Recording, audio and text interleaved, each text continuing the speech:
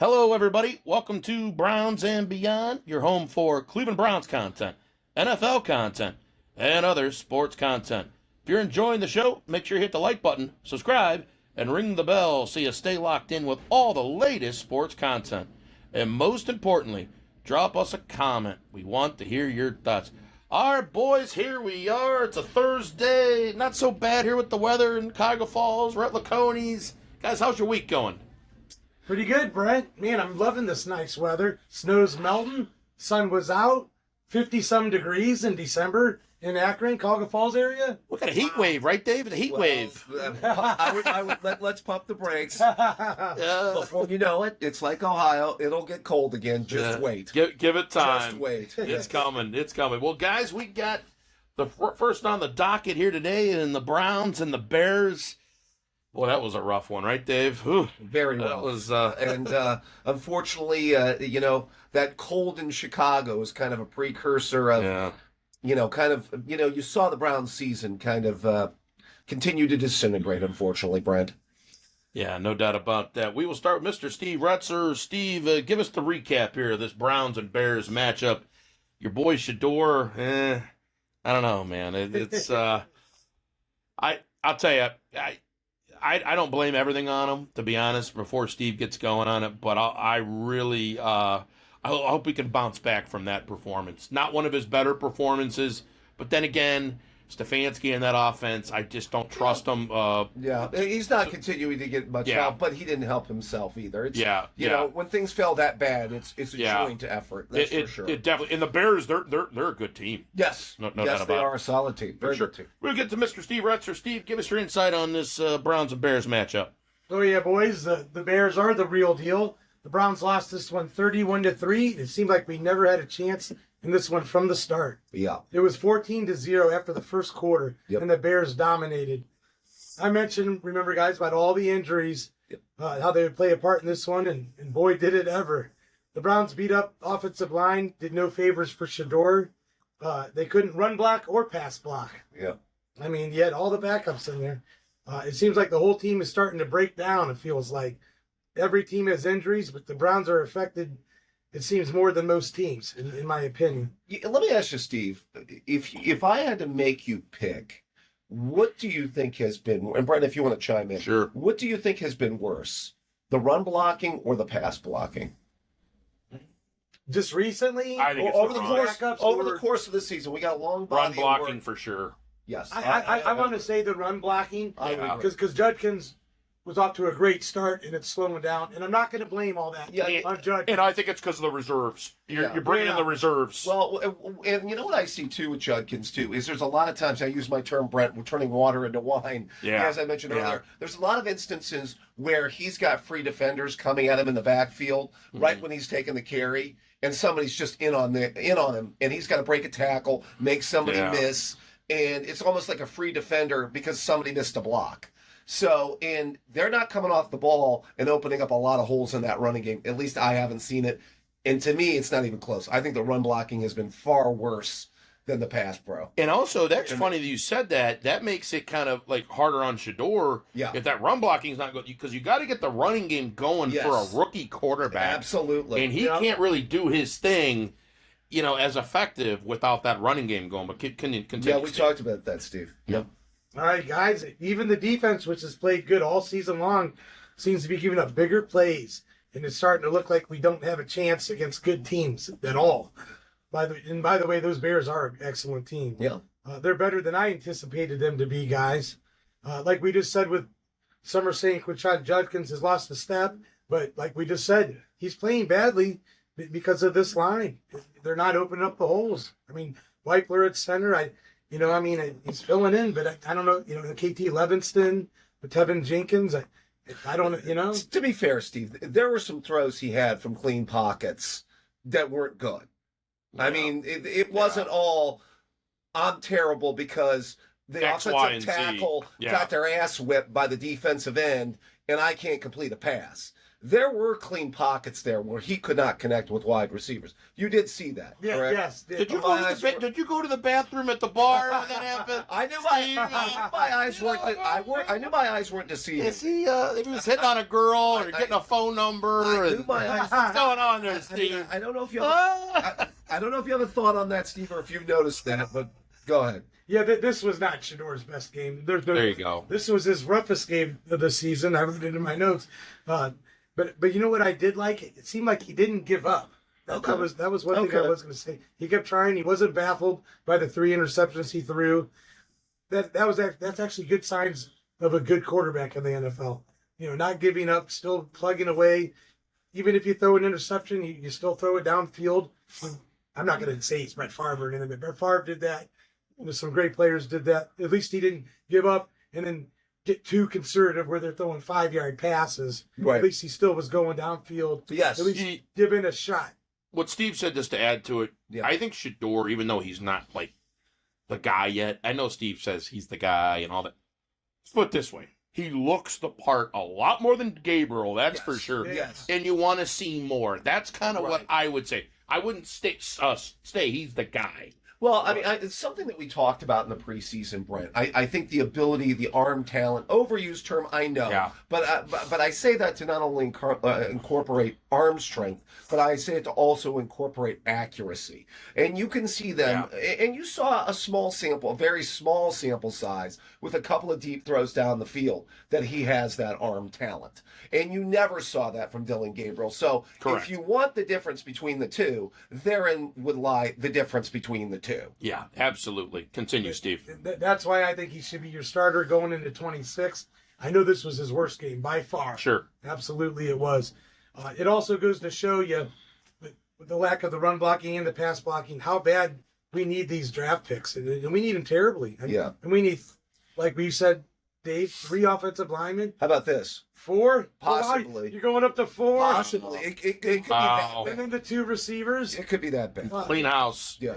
They need line. Yeah, they almost should draft 2 linemen right away. I mean, it's just crazy. You can make an argument that's more important than a receiver, but you know what? Yeah. You really, what you're going to have to do is take best available in either position. Yeah, it's going to be interesting. What we'll probably be reviewing in the offseason is the depth and just how good an offensive line draft this is. I would say, in particular, an offensive tackle draft this is in upcoming April. I was just going to say this, Brent, and go against you a little bit. I think I'm just getting desperate here, but I had it here. There's a theory about taking the best guy available. Yeah. And I think we need those linemen and one receiver so bad that this sounds crazy, but I might pass up that best guy. That's how bad we need at least 2 linemen. Yeah. And one That's receiver. why Shador Sanders. Crazy on that. If you think about it, he might be good enough to see year 2, so that way you don't have to waste those draft picks on a quarterback, because you need to shore up your offensive line. You need to shore up that receiving core. Dave. Well, I mean, it goes back to the 2 main theories of roster construction, Brent. If you don't think that there's a franchise quarterback there, you build up the roster until you find a draft where there is a franchise quarterback. Or you at least find a draft to where you feel there's a really good starting NFL quarterback there that you can at least give to that really good future NFL starting quarterback a roster that he can do some business with. And right now, this is a roster that no matter, I do think there are some quarterbacks in this league that do more with less. In fact, I've always thought that's a mark that's why there's levels to this when it comes to certain quarterbacks in this league. Yeah. When you do more with less, it says something about your ability as a quarterback. So, go ahead. I think right now the Browns are in a position, especially when you look at this upcoming draft, where they need to build up this roster. One other thing about Shador I want to say before Steve Shador, for some reason, I noticed this, which is a good sign. He does look comfortable out there, versus some of the other. You notice that, like even though he's never rattled. Yeah, even though he's not perfect yet. He looks like he could just be tweaked to get us. Where Dylan he didn't look comfortable. He just didn't. Yeah, I think with Dylan, I just think you always saw his limitations. And I think that's kind of what I was mentioning earlier. I think those physical limitations were probably just going to be too much for him to overcome. I guess you're going to put Gabriel Retzer's shoulders to make him taller in the huddle? I saw the photos online. Isn't that hilarious? It's tough to all of a sudden give him a stronger arm and make him taller, Brett. Yeah, that's those things. They are said very jump tough on to do. Retzer's back, and then he's 6'5". Yeah. I don't know. Anyways, continue. And Dave was right. I'm taking it back from what we said. He did. Dylan Gabriel does have the water pistol. You're right. we said, oh, you're being a little harsh. We agreed. We're going back to no. Well, I know. Retzer that is correct. Retzer in the He group. does have a water pistol for an arm. Retzer in the group chat kept making me feel bad by saying water pistol that I didn't want to talk about. Next topic, you know what I mean? Like, anyways, continue, Steve. No, guys, Shador was 18 of 35, 177 yards, no touchdowns, and the 3 picks. He was sacked 5 times.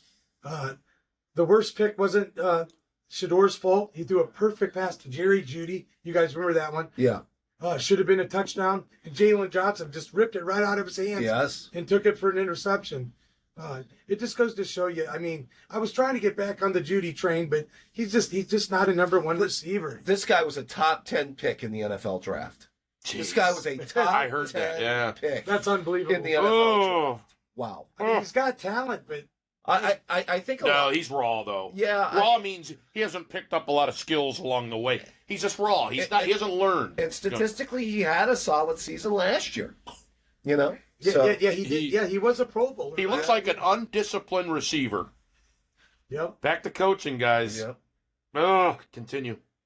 They need 2 guys better than him, and they need to at least he could be a third or a second for other teams. I'm sorry, if he played for other teams, he'd probably be a third right now.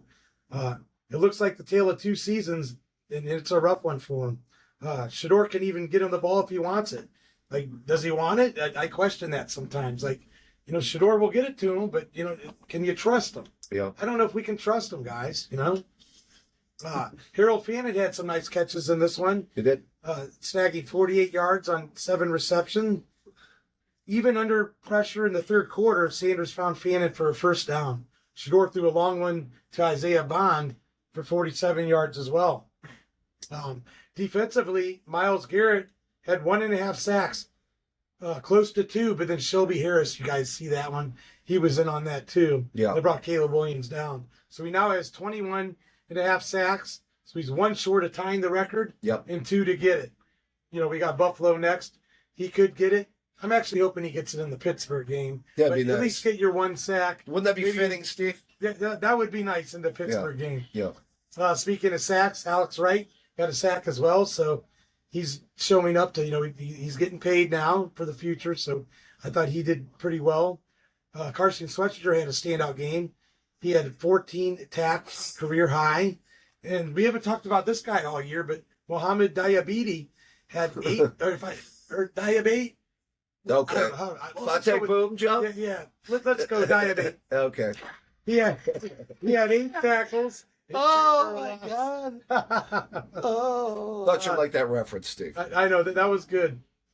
The defense got dominated in the first half as they were outgained 250 to 57 yards Yeah. and giving up early touchdowns, struggling with coverage and failing to stop the run, and all 3 interceptions led to scores Yeah, by the Bears, which capitalized on those Browns turnovers. this is the first time in the last couple of weeks. To be fair, the defense got carved up by the Titans. They couldn't stop the run against the Titans. Pollard had that big day. Yeah. But this is the second week in a row where the defense really has been beat up at the line of scrimmage. You can see they miss Malik Collins. I've heard Mason Graham is playing with an injury. I mean, they just do not look the same on the interior of that D-line particularly. It didn't help Denzel Ward was out today, too. Didn't play this game. That hurt him for sure. I think the defense is excited for Shador, but their lack of available talent in the other areas of the offense has made it tough for the defense to try to stay in the games. I mean, don't you guys agree? I think they like Shador. They're glad he's starting, but with all the lack of wide receiver talent and the offensive line, it makes it harder for them to play. You have 3 things going against you: no receivers, no linemen, and I don't think you have any offensive schemes and play calling. And Tommy Reese is doing the best he can, Right. Yeah, but I he's don't think doing terrible. I don't think Just he's the an way he elite has. coordinator by all means. But he is what we say about middle of the road guys, right? Middle of the road. Yeah, I mean, he's still a college guy that's, Yeah. adjusting to being an NFL, OC. And, to give him the play calling duties, I think was, they kind of threw him a bone, And early on, I think he's done some solid things. But again, Yeah. and this was to be fair to Kevin. It's the same thing. You can't bemoan the roster and say, well, again, back to turning water into wine with you can't with do a that. lack of talent, and then say, well, it's the scheme. Well, when you don't have the players, it makes it tough. Let's be does. fair, Steve. And I do think Tommy Reese might be taking a college job eventually. Yeah. That's just my prediction. I'm not sure exactly Yeah, he where could be yet. gone at the end of the year. But teams want to interview him, Penn State. You know what I mean? There's other teams. Well, no, Penn State did just get their coach, Matt Campbell. Correct. Yeah. Correct.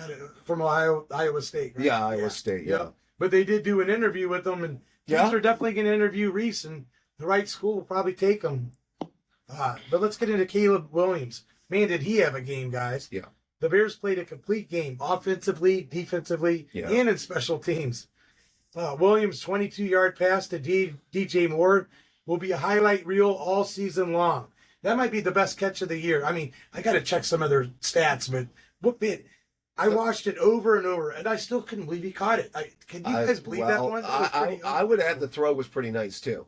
I mean, with Williams, though, this has always been the thing. It's consistency with his accuracy. There's a lot of good throw, bad throw. Yeah. And that's another, something that differentiates the better quarterbacks in this league, the ability to be consistently accurate. And that's been an issue with Caleb Williams in the past, is, we talked about in our preview with his completion percentages. So. Yep. And DJ Moore also caught a 3-yard pass.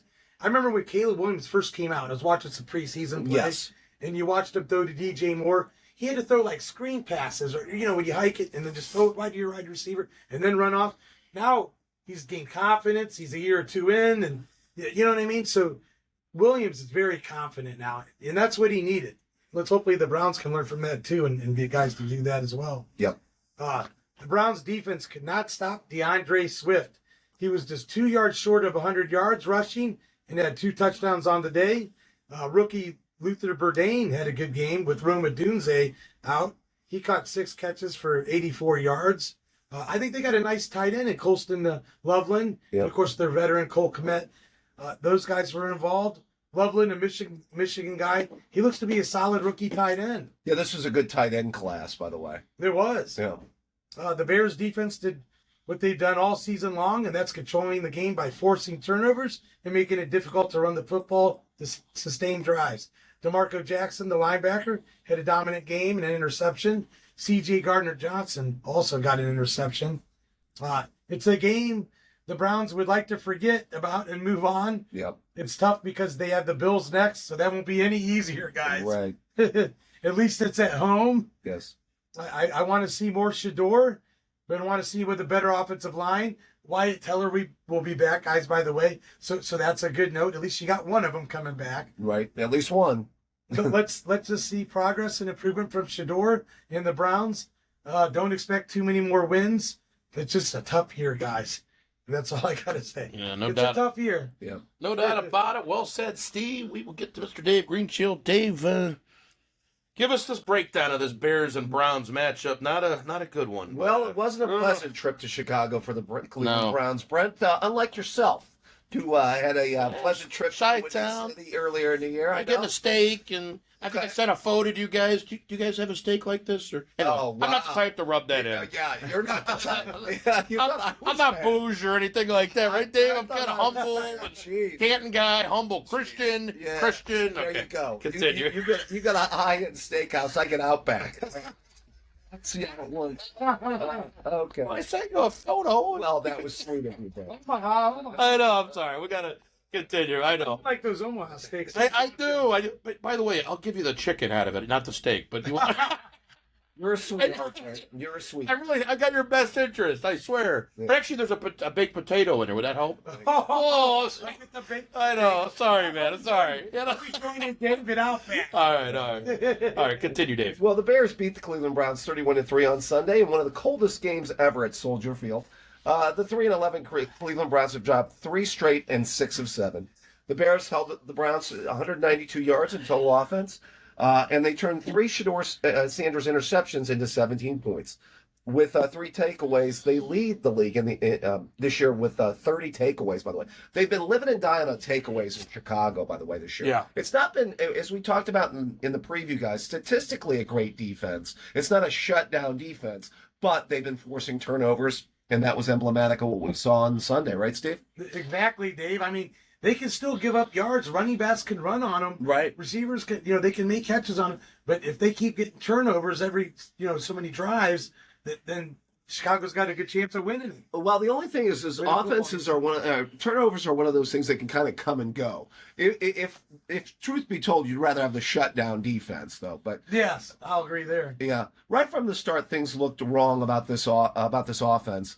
Players were confused. There were 12 men on the field during the second play. It was a scramble to get the play called. Something clearly happened in communication with head coach Kevin Stefanski and play caller Tommy Reese and quarterback Shador Sanders. That looked terrible, didn't it? That opening drive. Oh, it was awful. It was like a fire drill. And 12 guys on the field, and then what's the deal with the arm thing? The wristband. The wristband. And yes. I mean, are we an NFL team or what are we? I mean, I don't know if you blame Shador or Stefanski. I mean, who's to blame? All of them?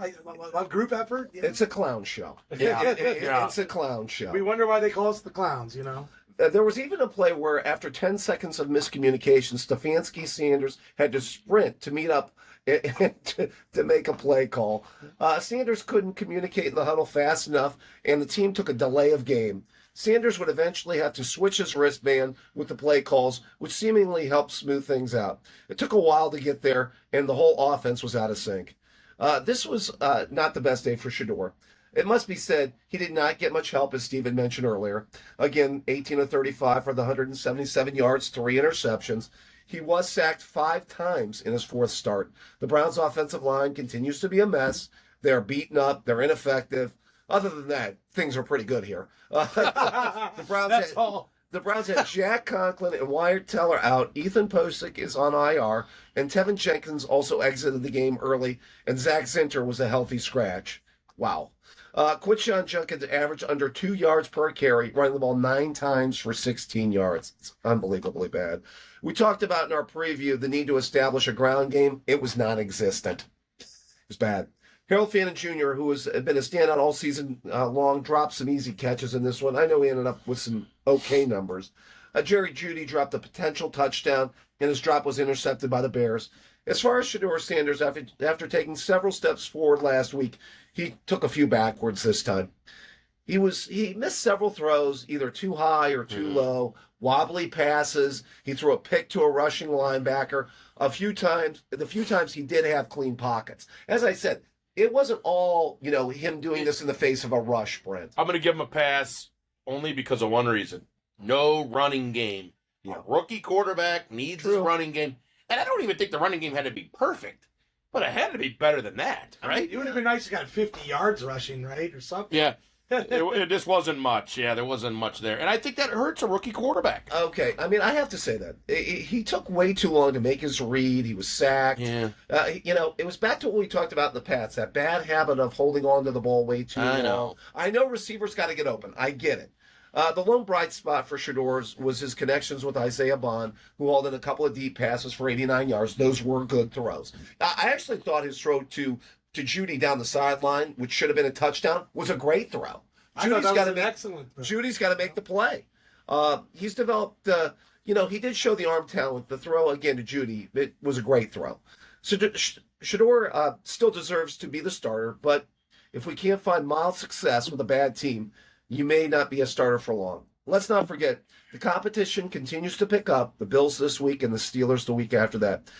Any of you guys want to throw out a grade for Shador in this one, or any final thoughts on Shador? A solid C minus at worst. I'm not giving him a D. I might, and I love him, and you know that. Yeah. But I might even give him about a C minus in this one. Yeah. Just because it was a group effort of not playing well, but this was a tough one for him. I couldn't give him a D or an F. I just think there was too much on him in this game, meaning the Browns they didn't have a balanced attack, so everything is on Shador. And when you're putting all that stress on a rookie quarterback, what do you expect? You're not going to always, keep the chains moving. And And I think he was too much emphasis on his passing game and some of the things he was doing. David doesn't give him an excuse for Right. everything, but don't you agree? You've got to have a balanced attack. I agree. We talked about the importance of the running game in the preview. I'm going to agree with you guys. I'm going to go C-. Yeah.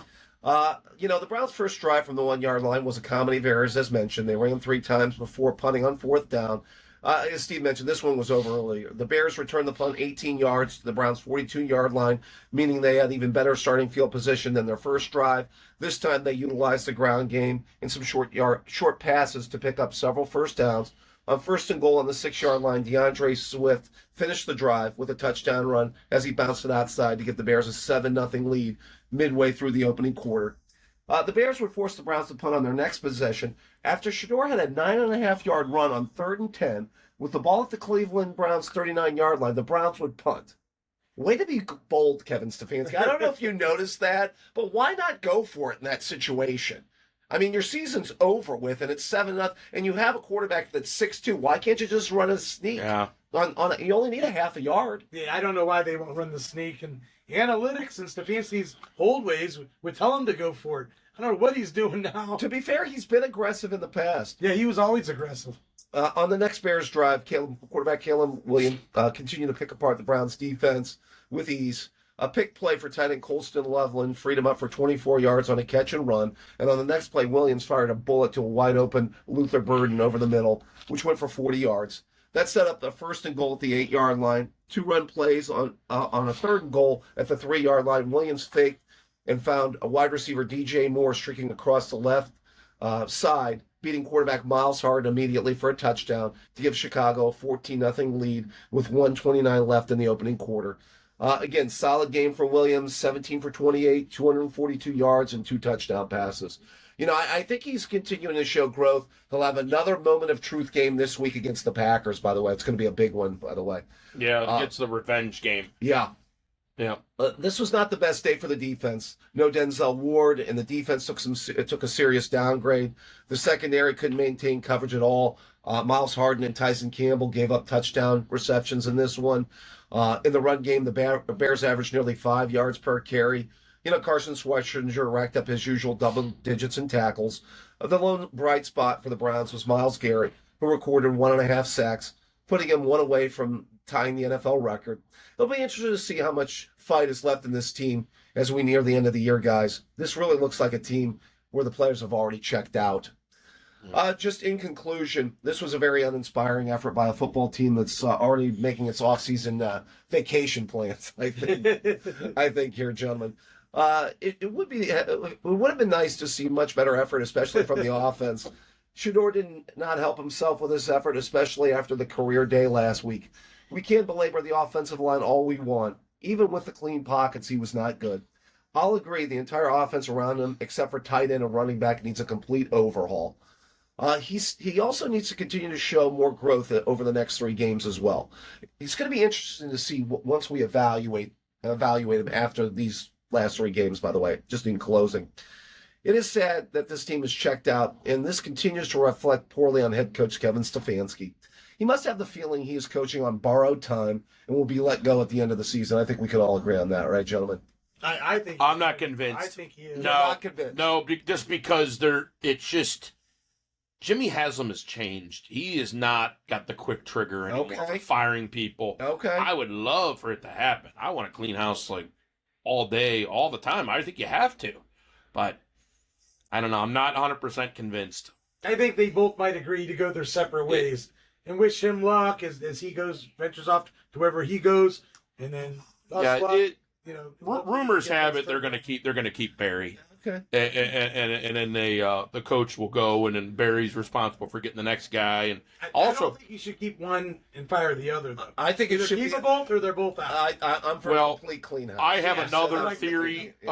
They keep Barry and they put Barry as a president, and then you bring in a real GM. I thought of that too. I'm okay with that scenario. Okay. But continue.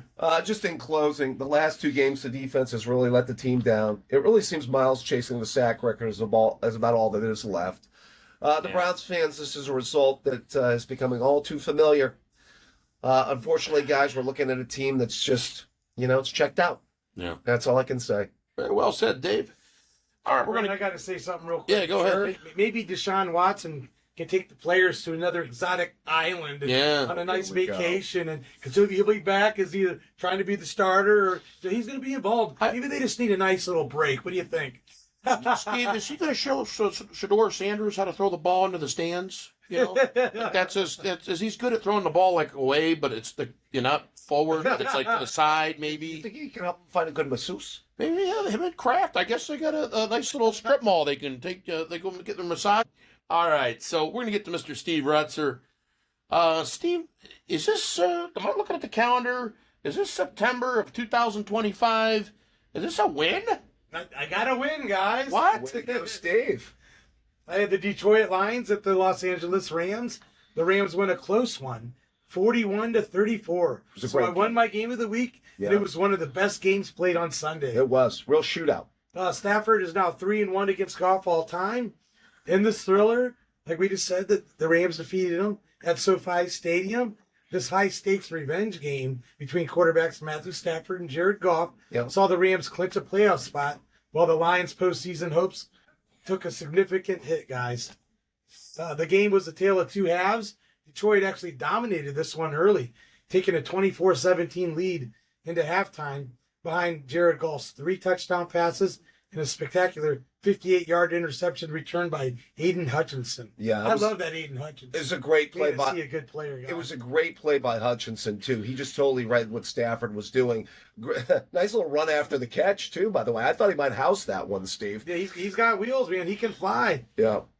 Another guy that's got wheels is Amon-Ra St. Brown. Yeah. Was nearly unstoppable for the Lions. Finished with 13 catches for 164 yards, 2 touchdowns. Something to watch with him. Whenever they put him in the slot, he's nearly unguardable. He really is. He always finds a way to get open. They can move him around, but he's really, really effective in the slot as a receiver. He's one of the best receivers in the league. Great route runner as well. Absolutely. St. Brown, when he's healthy, I mean, he does get injured at times. Yeah. But when he's healthy, he's one of the best in the whole league, guys. Yep. I got to say this, the Lions running backs with Jahmyr Gibbs and David Montgomery, they failed to have big rushing games. I know Montgomery had a touchdown late in the game, but they didn't have big rushing, yards in this one. And usually Detroit has to rely on that. We know Goff can throw deep in there, but they rely on that running game, and that's what kind of made them lose this overall. Well, I would say the defensive effort in giving up 41 points might be the first. That's why they played a part in there. That might be the first culprit there, Steve. I think you can tell by the scoreboard what side of the ball might be the biggest to blame in this one. However, the Rams took complete control in the second half, outscoring Detroit 24-10. Like you just said, Dave. Matthew Stafford put on MVP caliber performance against his former team. For 368 yards and 2 touchdowns. Just last thought real quick. It's just when this Rams offense kicks it into overdrive, they're just really tough to stop. Really tough to stop. I mean, they look like the best offense this year. You thought it was the Colts. The Colts seem to be out. It's the Rams. And who else? Stafford. Tight end Colby Parkinson caught both of those touchdowns. And then Puka Nacua exploded for a career high 181 yards. Man, this guy's just getting better and better. Dave, I give you credit. Didn't you say it was you, right? I think I had him right on the outskirts of my top 5 receivers. In fact, I might have Amon-Ra and Puka in my top 5 when we were talking about best receivers in the NFL in the preseason. His ability to just go up and high point the ball and just go up and get it is just unbelievable. He makes just these incredible difficult catches seem easy. Yeah, exactly. It's fun to watch. He's a good one. And then, of course, Devontae Adams, he had 4 catches, 71 yards, so he had a good game, too. Hamstring at the end of the game, something to watch. He may miss the big one this week against Seattle. In fact, I think he is ruled out. Oh, yeah. That'll be a tough loss. Yeah. They depend on him being a veteran and everything. Despite a late touchdown by David Montgomery to bring the Lions within 7, Los Angeles managed to bleed the clock and secure the victory, leaving Detroit's own playoff hopes in a precarious position. The Rams duo of Kieran Williams and Blake Corum had over 70 yards each, guys, and Williams having 2 touchdowns. Corum had 1 touchdown. Yeah. So the Rams were definitely running and passing, both. The Lions have to win out and get help from other teams to make the playoffs. Yeah. The Rams are favorites to win the Super Bowl as of now. and as they should be. Stafford is a lock for that MVP. We mentioned this over the last few weeks, all of us. He's probably going to be the MVP. Yeah, he'll be the MVP, and he's in L.A. Well, I'll say this. Josh Allen has a case, and I believe a really strong case, because I think it's fair to say Stafford's playing with a better supporting cast, particularly at receiver, than Josh Allen is. I mean, he does have James Cook at running back, but you look at particularly the receiver position, what Stafford has to work with. And he's got a good duo on the backfield, as Steve mentioned, with Williams and Corum. I will say this, huge one. We're going to have to watch this one Thursday night. The two best teams in the NFC, a rematch. The Rams go to Seattle. Should be a real fun one, by the way, Steve. Oh, yeah, that should be a good one, guys. Yeah. But especially if he can get ahead of teams like this. Tom Brady did many great things, and you can't forget. Can Stafford keep doing it and lead the Rams to another victory? Time will tell, guys. Yeah. All right. Well said, Steve. We will get to Mr. Dave Greenshield. Dave, wait a second. Did I see an L on your forehead there? Well, I'm sorry. That's a nice hat, though. I'm sorry. Thanks. Anyways, it's trying to be a good guy here. Way to rub it in. I know. Anyways, hey. Well, you know what, Brent? All good things must come to an end. In this case, not only my 8-game win streak and game of the week, but also the Kansas City Chiefs dynasty. It started with the Chiefs, and it's going to end with the Chiefs. I was going to get to that. Huh? Thanks for stealing my thunder there. I know. I'm sorry. But by the way, I looked at him earlier. It was good notes. Anyway, this is with you, buddy. This was a hard way for things to end for the 3-time defending AFC champion Kansas City Chiefs, with star quarterback Patrick Mahomes getting help to the locker room for what turned out to be a torn ACL in his left knee. Sorry about your Super Bowl pick, Steve. I know. I wanted you to win. I wanted you to win too, buddy. I mean, I really did. I didn't want the Chiefs knocked out of the playoffs. Well, they are. Yeah. Unfortunately, it all happened in the final 2 minutes of the Chargers' 16-13 victory on Sunday. The Chiefs, 6-8, already are guaranteed to be watching the playoffs on TV for the first time since 2014. By the way, the last 3 years, Alex Smith got them to the playoffs in 15, 16, and 17 when he was the starter. The game officially ended when backup quarterback Gardner Minshew threw an interception to Derwin James in the final seconds of the fourth quarter. Minshew, will be the quarterback for the Chiefs through the final 3 games of the season. One of them in prime time, a showdown with the Denver Broncos on Christmas night. I guess we can no longer call that a showdown with the Chiefs out of playoff contention. The Chiefs played appropriately inspired for most of the first half. They moved the ball swiftly down the field with Mahomes darting in from 12 yards for a touchdown on their opening drive. They had a field goal later in the first half. Another by Harrison Butker gave the Chiefs a 13-3 lead with 38 seconds left before the break. Mahomes finished, by the way, 16-28 for 189 yards passing. He did have one interception. The Chargers would get back in this one towards the end of the first half. Justin Herbert would lead the Chargers into the end zone, going 60 yards in 5 plays. The drive would culminate with wide receiver Keandre Lambert-Smith's first career touchdown catch. This would be a 16-yard TD pass from Herbert. The Chiefs would take a 13-10 lead into the locker room, but it was clear the Chargers had seized the momentum. Cameron Dicker dominated the game on their opening drive possession of the second half, then gave them the lead when he drove a 49-yarder on this cold, windy day at Arrowhead with 2:40 left. With 2:40 left in the third quarter, Herbert went 19-29 for 210 yards with a touchdown. He did have a pick. Not spectacular, Brent, but not a fraud either, by the way, may I was just going to add. say, Brent, this Herbert guy. I don't know, Brent. He's pretty good. Yeah. You guys want to talk to me in January and February? Hey, he beat the Chiefs twice this year. Yeah, he's come doing on, putting Brent. up numbers. He was playing with a broken left hand, and he was still able He's playing to without linemen. Exactly. He was able to lead his team to a comeback. He's playing without running backs.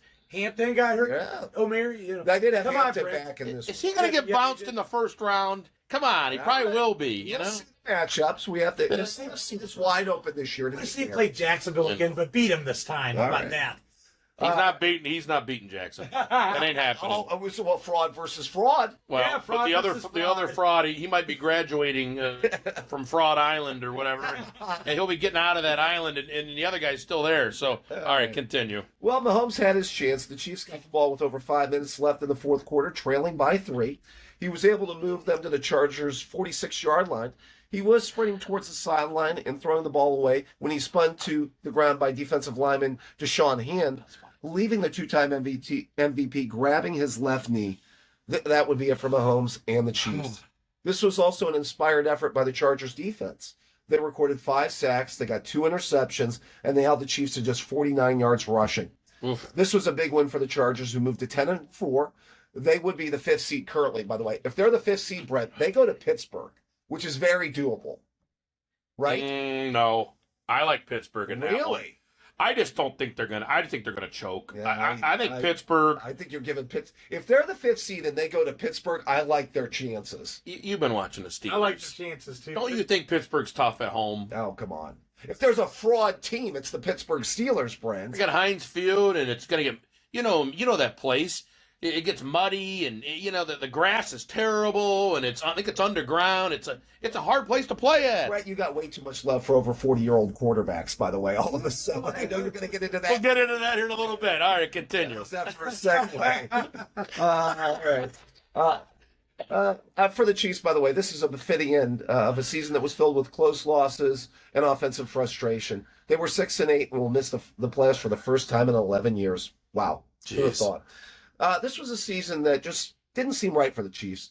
In conclusion, they lived off close wins a year ago, and they died by them this season.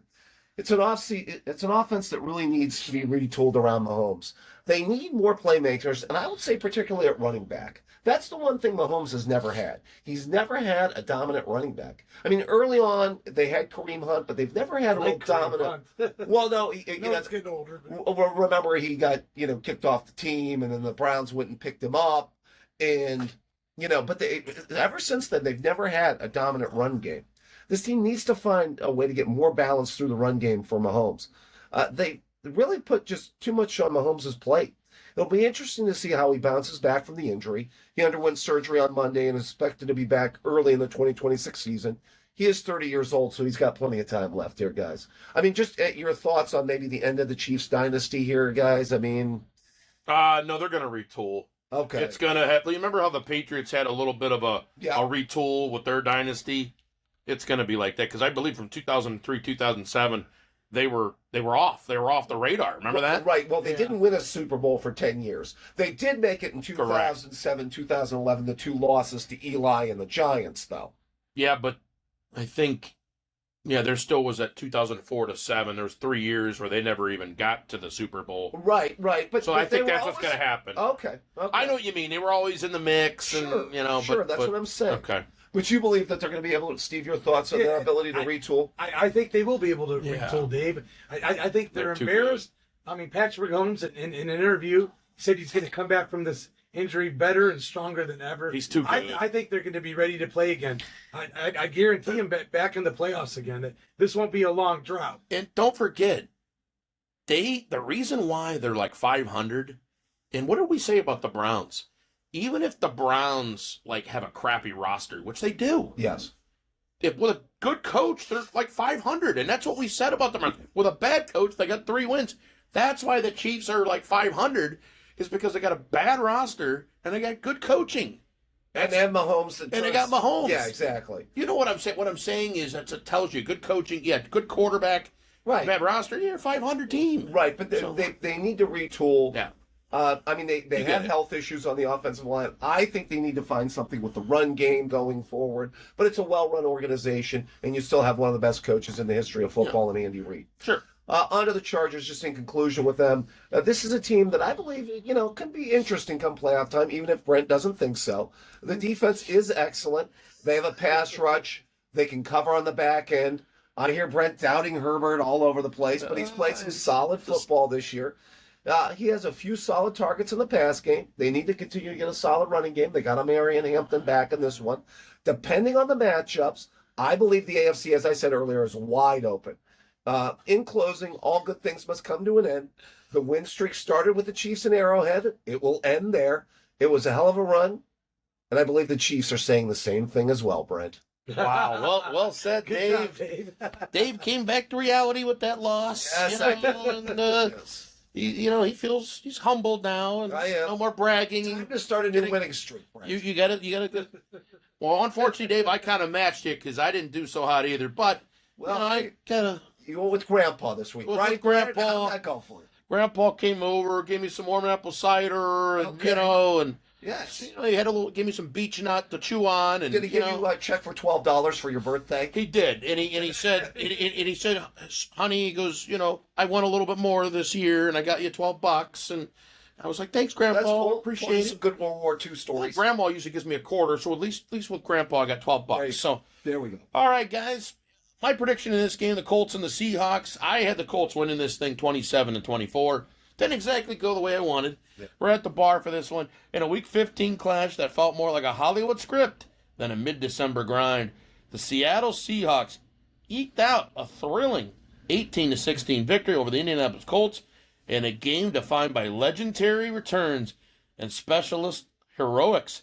All eyes were on 44-year-old Phillip Rivers, who came out of a nearly 5-year retirement to lead Indy after Daniel Jones' season-ending injury, and nearly pulled off the impossible by guiding the Colts to a go-ahead 60-yard field goal by Blake Group with only 47 seconds. I felt good about that, didn't I, Dave? That field goal. You did, but field goal kicker, taketh, field goal giver giveth. Yeah, I know. I mean, the Seattle And kicker, Darnold's rolling this year. Yeah, and give Darnold credit. He was able to lead that last second drive. I actually thought Rivers had a chance when he got the I know, ball he did back get at it the back. end. Yeah, he did. So, However, Seattle responded with ice in their veins despite not scoring a single touchdown all afternoon. Kicker Jason Myers set a franchise record with 6 field goals, including a staggering 56-yard walk-off winner that silenced the comeback narrative, while Rivers proved he still has the old man magic. yes. With a touchdown pass to Josh Down, Seattle's defense and the clutch hands of Jackson, Smith, and Jigba ensured the Seahawks remained atop the NFC West, leaving the Colts to wonder what might have been in one of the most unique games of the 2025 season. Any truth to the fact that if Rivers would have pulled that out, we would have served tapioca pudding this week at I mean, I was thinking, I got to give you props. You had guts, Yeah. balls to take them to begin with. Yes. I got to give that to you, Brent. I thought Seattle was going to smoke. I know. I'll be honest. Everyone I did too. And Rivers, he's a big boy, man. Wow, is he a big I guy. thought we were going to do this cast from like a hospice or something like that. You know what I mean? And like kind of, I mean, you know what I mean? Like we're live from the Falls Hospital. If you would have guessed all these field goals, Yes. 6 Oh, field my goals God. by Seattle, Yes. and to not to beat him, that and Old Man Rivers is going to play in it, I would have never guessed it, guys. I noticed at the end, I think I looked at you guys. I was like, "Do you see him? He had to call a timeout because he was too tired."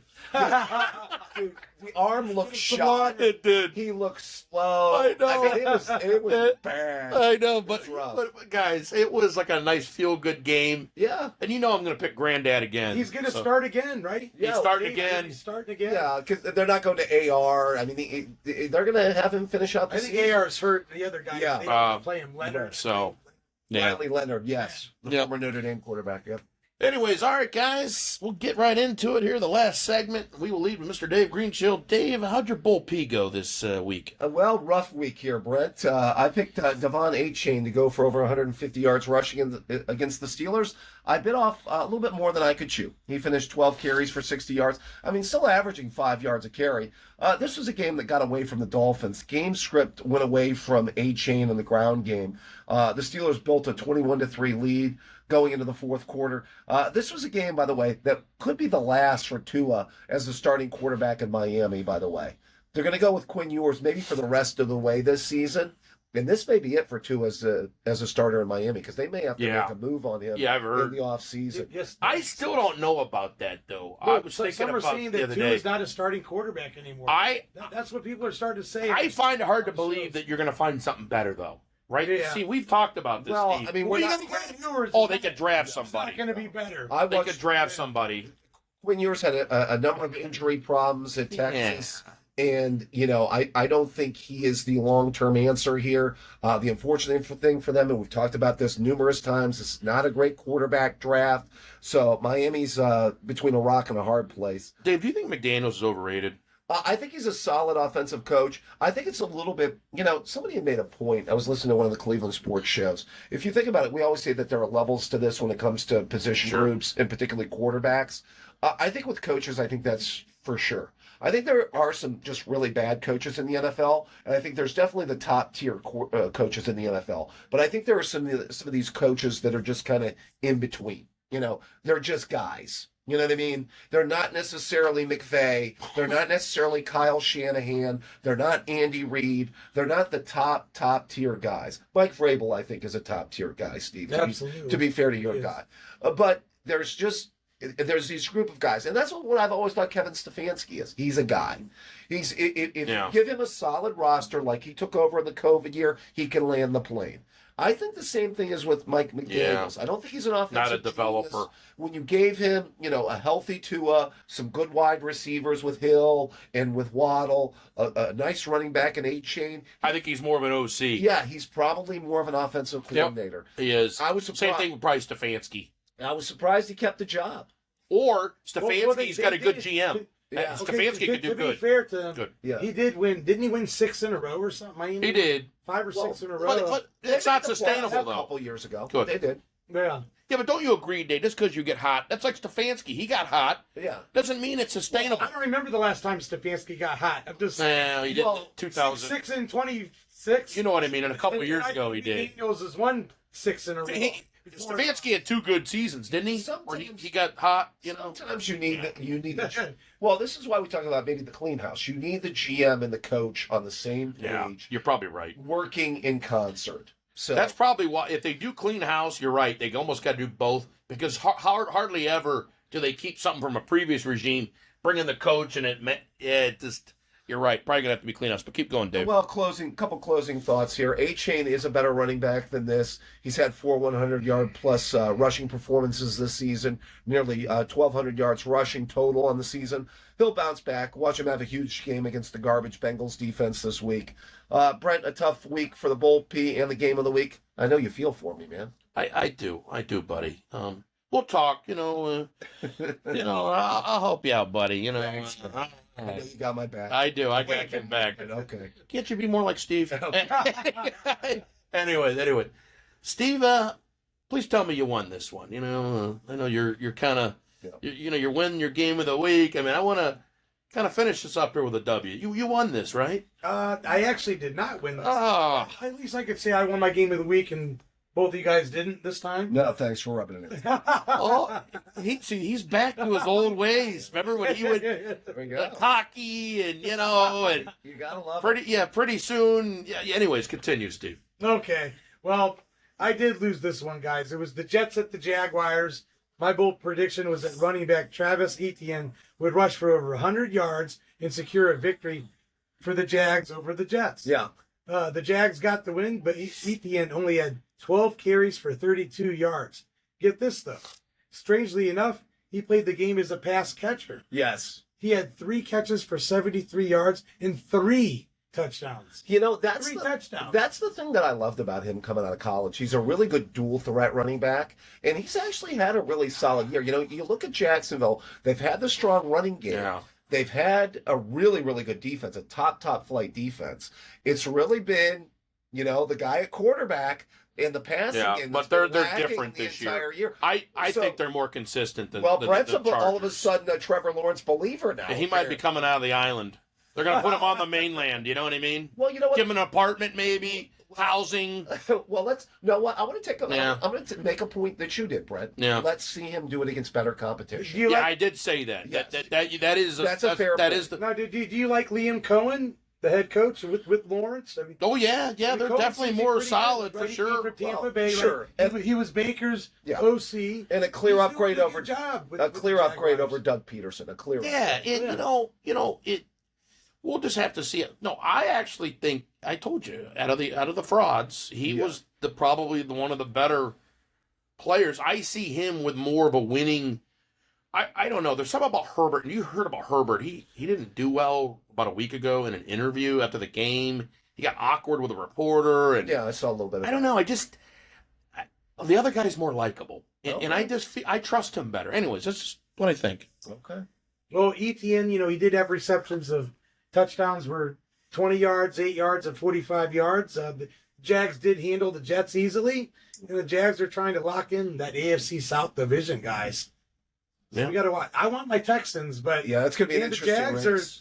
they're playing tough, boys. They're Yeah. playing tough. Yeah. All right. Well said, guys. Well, before we wrap things up, we will get our final thoughts. Mr. Greenshield, give us some final thoughts. Well, it's obviously been a very, very, very, very long season. I think that obviously the last two things to watch for is the continued progress of Shador Sanders.